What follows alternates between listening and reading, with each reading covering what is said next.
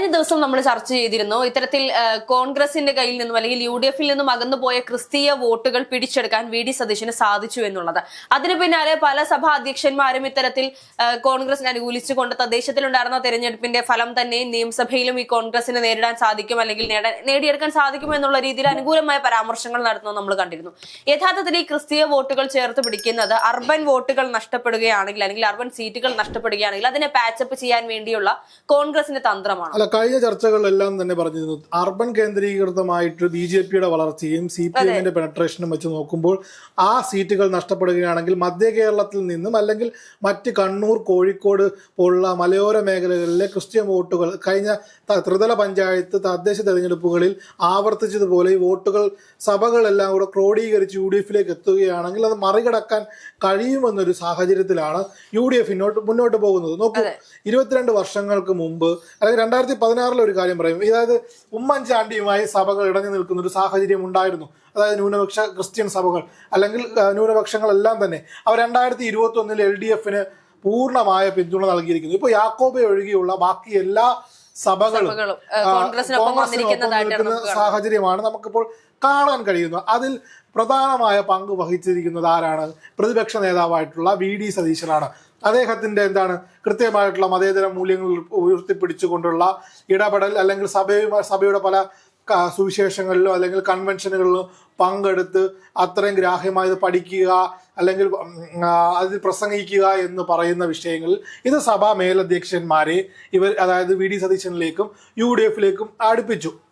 നോക്കൂ, സർക്കാർ ഇടഞ്ഞു നിന്ന വനം, വന്യജീവി, അതേപോലെ തന്നെ മറ്റു വിഷയങ്ങളായിട്ടുള്ള ഈ തീരദേശ പ്രശ്നം, ഭൂമി പ്രശ്നം, അതേപോലെ മുനമ്പം വിഷയം, അതേപോലെ പ്രധാനമായി അവസാനമായി വന്നത് അതായത് എയ്ഡഡ് സ്കൂളുകളിൽ അധ്യാപക നിയമനമായിട്ടുള്ള വിഷയങ്ങൾ, ഇതിലെല്ലാം തന്നെ ക്രിയാത്മകമായിട്ടുള്ള ഒരു നിലപാട് UDF സ്വീകരിച്ചു എന്ന് പറയുന്നത് തന്നെ ഒരു പോസിറ്റീവ് വശമാണ്. ഇപ്പൊ തിരുവനന്തപുരം ജില്ലയിലേക്ക് നമ്മൾ നോക്കുക, 4 മണ്ഡലങ്ങൾ അവിടെ BJP പോവുക എന്ന് പറയുമ്പോൾ ബാക്കി 13 ജില്ലകളിൽ നിന്നാണ് ഭൂരിപക്ഷത്തിലേക്ക് എത്തേണ്ട ഒരു സാഹചര്യം നിലവിൽ UDF-ന് തിരുവനന്തപുരം ജില്ലയിൽ വലിയ വേരോട്ടങ്ങളില്ല. CPM-ന് ഒരു സീറ്റ് മാത്രമാണുള്ളത്. അപ്പോൾ 13 ജില്ലകളിൽ നിന്ന് കണ്ടെത്തേണ്ട ഒരു സാഹചര്യത്തിൽ മധ്യ കേരളം ഏത് വിധേനയും സ്ട്രോങ് ആക്കി നിർത്തുക എന്നുള്ള ഒറ്റ നിലപാടിലാണ് VD സതീശൻ ഇത്തരത്തിലൊരു തീരുമാനമെടുത്തിരിക്കുന്നതും തീർത്തു വെച്ചേക്കണം. പക്ഷേ VD സതീശനെതിരെ മറ്റൊരു വിമർശനം ഉയരുന്നുണ്ട്.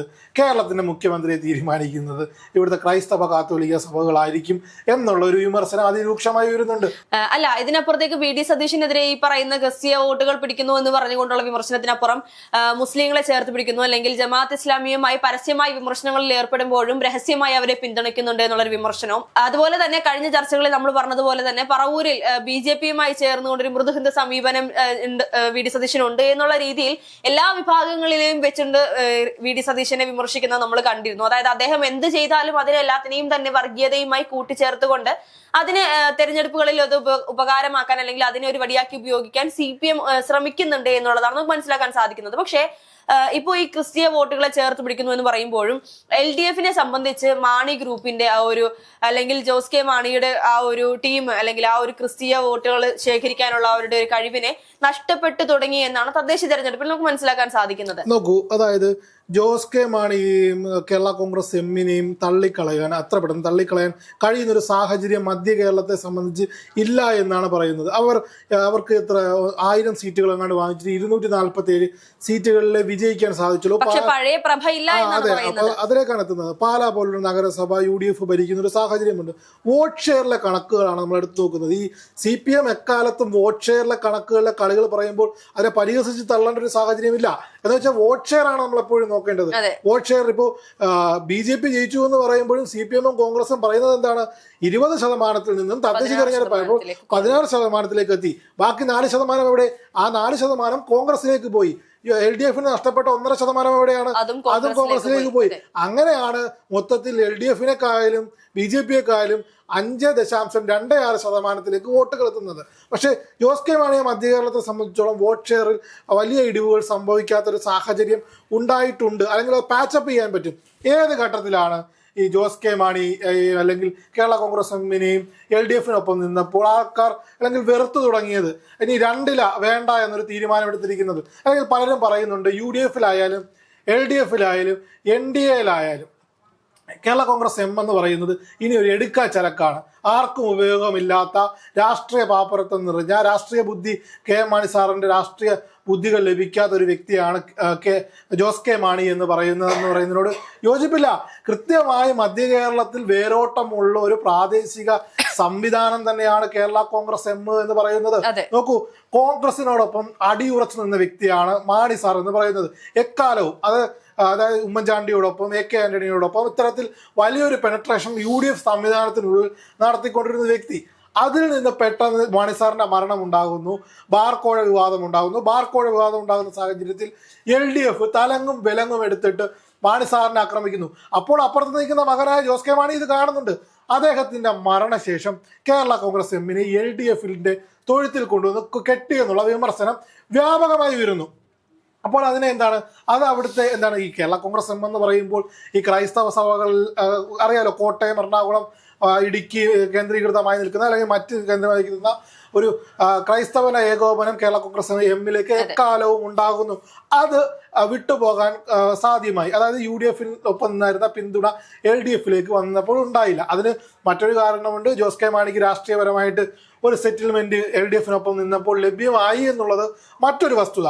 അപ്പോൾ ജോസ് കെ മാണി ഇനി എന്ത് ചെയ്യുമെന്ന് പറഞ്ഞാൽ, നിരീക്ഷകരുടെ അല്ലെങ്കിൽ രാഷ്ട്രീയ നിരീക്ഷകരുടെ ചർച്ചകൾ പ്രകാരം ഇത്തരത്തിൽ UDFിനൊപ്പം നിൽക്കുകയാണെങ്കിൽ, മറുകണ്ഠം ചാടുക, ഇതുവരെയും ചാടിയിട്ടില്ല, മറുകണ്ഠം ചാടുകയാണെങ്കിൽ അദ്ദേഹത്തിന് കഴിഞ്ഞു പോയ നേരത്തെ ഹർഷ പറയുന്നത് പോലുള്ളൊരു പ്രഭയുണ്ടല്ലോ, രണ്ടില തിളങ്ങും എന്ന് പറയുന്നത് പോലെ ഉള്ള പ്രഭ കൊണ്ടുവരാൻ സാധിക്കും. അതായത് വിട്ടുപോയിട്ടുള്ള ക്രൈസ്തവർ എല്ലാവരും തന്നെ ഇവരൊക്കെ മറക്കും. അവർക്ക് പ്രത്യേകിച്ച് സ്വാർത്ഥ താല്പര്യങ്ങളൊന്നും തന്നെ ഇല്ലാത്തവരല്ല. മാണി സാറിന്റെ മകൻ തെറ്റ് തിരുത്തി തിരിച്ച് UDFിനൊപ്പം വന്നു എന്ന് പറഞ്ഞു കഴിഞ്ഞാൽ തിരുത്താവുന്നുള്ള കാര്യമേ ഉള്ളൂ. അപ്പോഴും നേട്ടം കോൺഗ്രസിനായിരിക്കും എന്നുള്ളത് നമുക്ക് അത് UDFിന് തന്നെ ആയിരിക്കും. മധ്യകാലം വീണ്ടും സ്ട്രോങ് ആണ്. ഇപ്പുറത്തെ സൈഡിൽ മറ്റ് ക്രൈസ്തവ സഭകളെല്ലാം ഏകോപിപ്പിച്ച് ഇലക്ഷൻ എഞ്ചിനീയറിംഗിലൂടെയും അല്ലെങ്കിൽ അവരുടെ ഉള്ള ഇടപെടലിലൂടെ അവരുടെ വിഷയങ്ങൾ ക്രിയാത്മകമായ ഇടപെടൽ VD സതീശൻ ഒരു സാധനം സെറ്റ് ചെയ്ത് ഇപ്പുറത്ത് വെച്ചിട്ടുണ്ട്. അതിനോടുകൂടി ഇതിലൂടെ ആഡ് ചെയ്യുമ്പോഴത്തേന് ഈ ഒരു സംവിധാനം അല്ലെങ്കിൽ കോട്ടയം, ഇടുക്കി, പത്തനംതിട്ട, എറണാകുളം എന്നുള്ള ജില്ലകളിലെ ഒരു സെറ്റപ്പ്, മൊത്തത്തിലുള്ള പൊളിറ്റിക്കൽ സെറ്റപ്പിനെ പൊളിക്കുക എന്ന് പറയുന്നത് LDFിന് അത്ര കണ്ട് എളുപ്പമാകുമെന്നുള്ളത് നമുക്കിനി കണ്ടറിയേണ്ട ഒരു സാഹചര്യമാണ്. ജോസ് കെ മാണി ഇത്തരത്തിൽ വിട്ടുപോയപ്പോൾ വിഷമം തോന്നിയിരുന്ന ആൾക്കാർ തിരിച്ചു വരുമെന്ന് പറയുന്നു. അപ്പോൾ തന്നെ അവിടെ കേരള കോൺഗ്രസ് ജോസഫ് വിഭാഗം നടക്കുന്നു. ഇവർ തമ്മിൽ ജഗടയാണല്ലോ. ഇപ്പോൾ UDFിനകത്ത് തന്നെ തദ്ദേശ തെരഞ്ഞെടുപ്പുമായി ബന്ധപ്പെട്ട് ഒരു വലിയ രീതിയിലുള്ള വിരട്ടലും വിലപേശലും ഒക്കെ അവർ നടത്തിയിരുന്നു. അപ്പോൾ ഇവർ തിരിച്ചു വരികയാണെങ്കിൽ കാര്യമില്ലാത്ത രീതിയിലേക്ക് പോകും. എന്തായാലും ജോസഫ് വിഭാഗത്തെക്കാളും ആൾബലം കൊണ്ടും അല്ലെങ്കിൽ സംഘടനാ ബലം കൊണ്ടും ഒരുപാട് മുന്നിലാണ് എന്നുള്ള കാര്യം നമുക്കറിയാം.